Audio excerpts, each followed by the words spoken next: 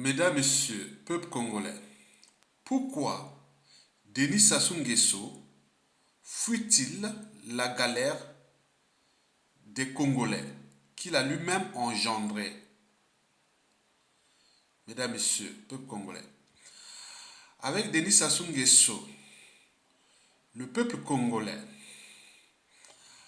a subi plusieurs génocides. Les génocides éducatifs, les génocides mentaux, politiques, les génocides sociaux, les génocides judiciaires, les génocides culturels. Mesdames, Messieurs, avec Denis Sassou Nguesso au pouvoir, le peuple congolais a subi le génocide de transport. Eh bien oui, n'oublions pas les conditions de vie. Vous savez que nos villes sont des villes poubelles, des villes pathogènes.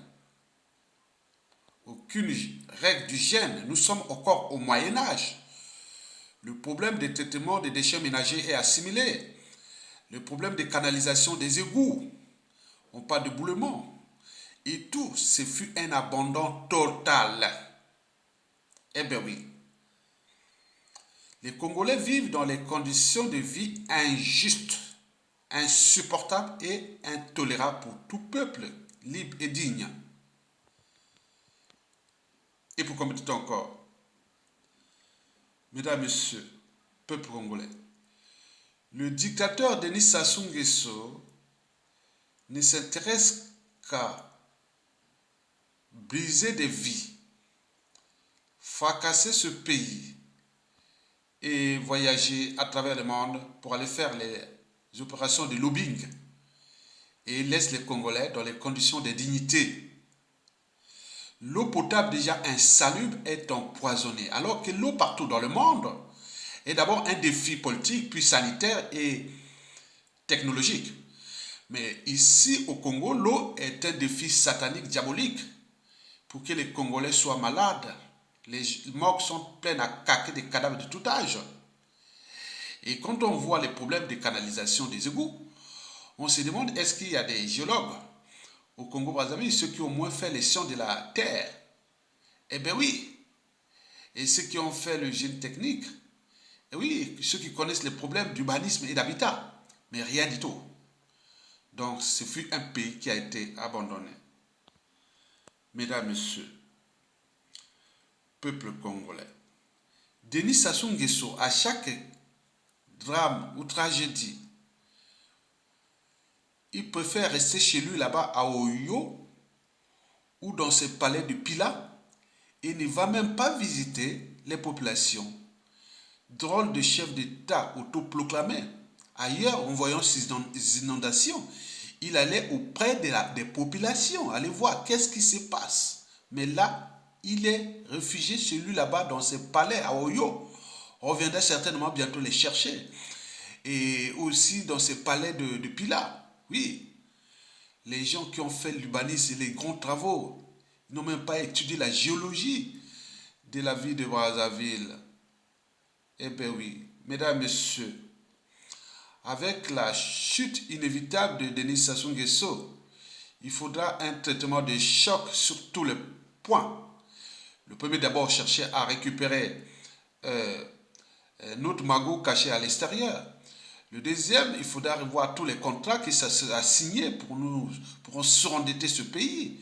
Donc, après ça, il faudra mettre les priorités à la condition de vie des Congolais. Mesdames, Messieurs, imaginez que Brazzaville, la ville de Brazzaville, ou de Pointe-Noire, toutes ces grandes villes, et oui, 5 ans après, Denis Sassou Nguesso vont se transformer. En prenant le cas de problème déjà de traitement des déchets ménagers et assimilés. Et n'oublions pas ces problèmes de canalisation des eaux usées, des eaux de pluie. Donc nous allons louer des tunneliers. Et à raison, par exemple, si on loue 2 tunneliers, à raison de 1 km par jour, et En un an, on pourra avoir déjà 200 km de réseau de canalisation d'eau usée. Et au bout de 5 ans, on pourra avoir plus de 1000 km. Et donc, prenons le cas de Brazzaville. Oui, Brazzaville, nous allons faire d'abord la restructuration de la ville entre bétonnage et végétalisation, et surtout les réseaux de canalisation d'eau usée. Et seront creusés par ces tunneliers à 20-30 mètres de profondeur, où on pourra ramener tous les eaux de pluie et les eaux usées de Brazzaville et de tous les arrondissements jusqu'à 20 km au sud de Brazzaville, où on pourra mettre un bassin de rétention d'eau usée de pluie et qui seront retraités et mis dans d'autres réseaux et envoyés dans le fleuve Congo après traitement. Et sera envoyé vers le fleuve Congo à partir de Mbazadunga là-bas. Et donc, nous aurons une ville saine. Donc, tout est à refaire sur le problème de structuration de la ville. Donc, je vous l'ai dit que demain, oui, à la suite de Sassou Nguesso, la priorité, c'est la qualité de vie. Et cette qualité de vie va commencer par ces problèmes de traitement des déchets ménagers et assimilés, les problèmes de canalisation d'eau usée, des égouts. Et quand on voit la situation là-bas, on se dit qu'on a des soucis. Et donc, sur ce plan, le premier arrondissement jusqu'au 9e arrondissement seront refaites.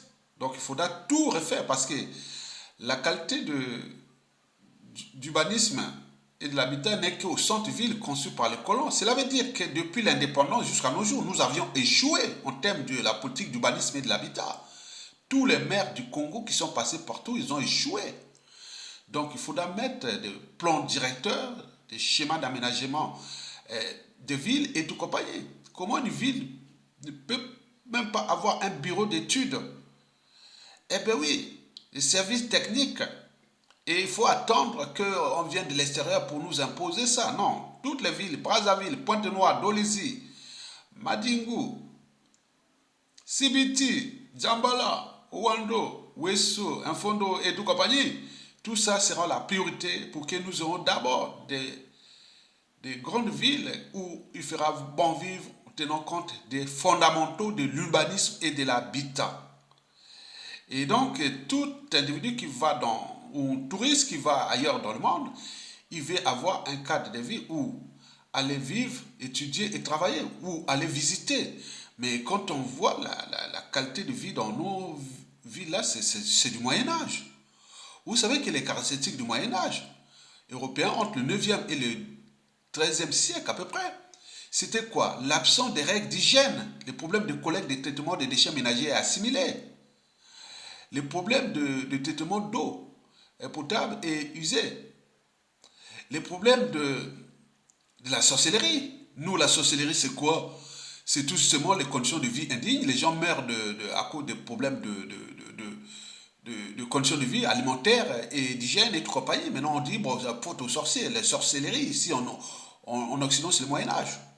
Vous avez l'absence de la démocratie. Vous savez qu'au Congo, il y a eu que les hold-up électoraux de Sassou Nguesso. N'oublions pas la justice. On condamne les gens avant de trouver des preuves. Et donc, tout ça, ce sont des caractéristiques du Moyen-Âge, l'acquisition. Hein? Donc, vous avez vu qu'en ce qui concerne notre cadre de vie, nous sommes au Moyen-Âge. Quand on voit ça, je dis non, comment les gens sont à bonne santé là-bas? Donc, nous allons mettre le paquet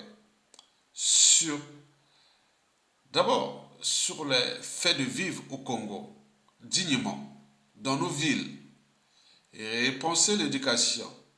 Repenser, oui, tout est à repenser. Déjà, on ne peut pas commencer par dire, oui, on va commencer par là, mais bon, on sait les priorités.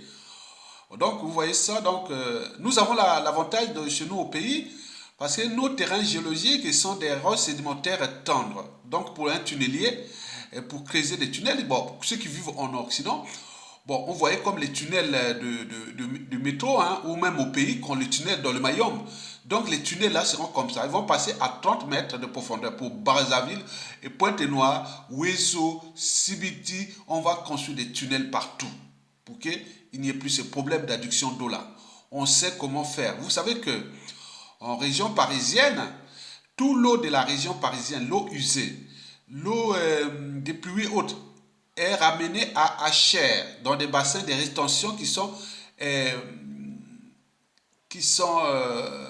là pour traiter cette eau-là. Donc, si vous vivez en région parisienne, vous allez constater que l'eau est ramenée loin pour aller être traitée. Mais nous, de ce traitement, il faudra créer des bassins de rétention où on pourra faire même des parcs, oui, où les gens peuvent aller se promener et autres pour le tourisme et autres. Donc, on va tout repenser.